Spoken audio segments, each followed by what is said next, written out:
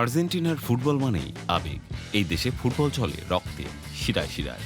আর সেই ফুটবল আবেগের কেন্দ্রবিন্দুতে আছে কিছু যুদ্ধ, যা মাঠের মধ্যে হলেও প্রভাব ছড়ায় প্রজন্ম জুড়ে।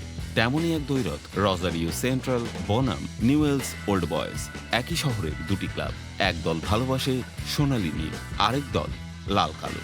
এই ম্যাচে শুধু পয়েন্ট নয়, লড়াই হয় আত্মপরিচয়ের জন্য। এই দ্বৈরথের বয়স ১২০ বছরেরও বেশি।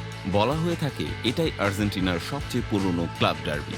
ইউরোপ মাতিয়ে রিয়াল পিএসজি ঘুরে ২০২৪ সালের মে মাসে নিজের শৈশবের ক্লাবে ফেরেন আনহেল ডি মারিয়া।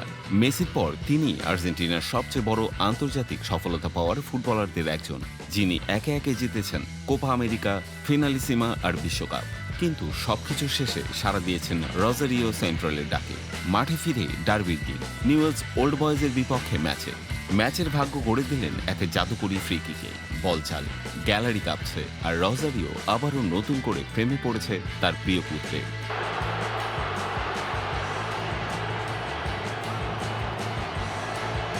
ম্যাচ শেষে সাংবাদিকদের মুখোমুখি হয়ে একটা প্রশ্ন পেলেন ডি মারিয়া। এই রজারিও ক্লাসিকোতে আপনার পাশে যদি একজন বৈশ্বিক তারকাকে পেতেন, আপনি কাকে বেছে নিতেন?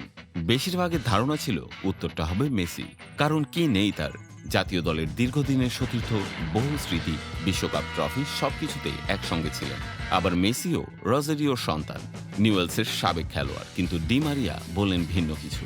বললেন এক বন্ধু, এক সাবেক সতীর্থ, এক প্রতিপক্ষ দেশের তারকা, নেইমার জুনিয়রের কথা।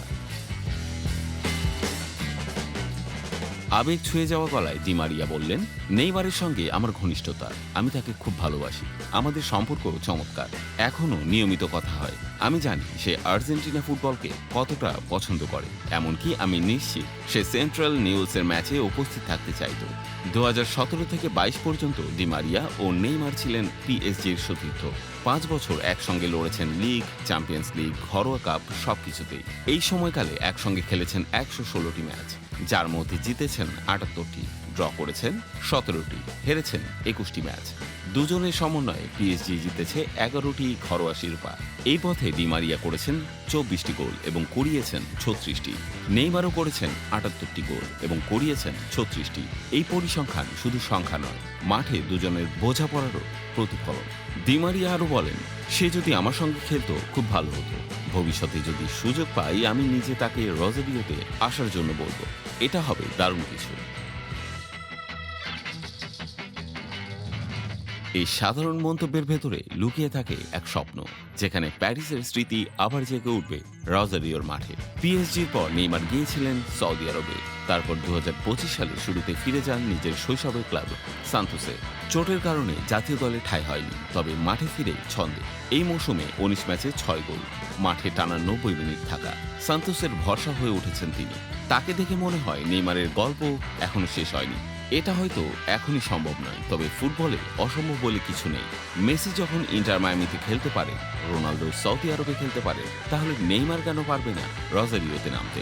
যেখানে ক্লাবের প্রতি ভালোবাসা, বন্ধুত্বের টান এবং ফুটবলীয় আবেগ এক সূত্রে গাঁথা, সেখানে এমন স্বপ্নই তো তৈরি হয়। রজারিওর মাঠে যদি কোনো একদিন দেখা যায় ডি মারিয়ার পাশে নেইমারকেও, তবে সেটা শুধু আর্জেন্টিনা নয়, গোটা লাতিন আমেরিকার ফুটবলের জন্য হবে এক অনন্য মুহূর্ত।